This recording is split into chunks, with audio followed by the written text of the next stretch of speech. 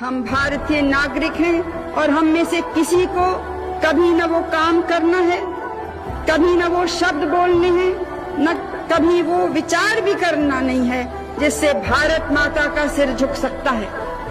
हमारे ऊपर एक जबरदस्त जिम्मेदारी है, अपने लिए नहीं लेकिन आते हुए लोगों के लिए। भारत कोई 5 साल, 10 साल, 100 साल जीने का देश नहीं है। हजारों साल जीवित रहा है और हजारों साल और इसको जीवित रहना है।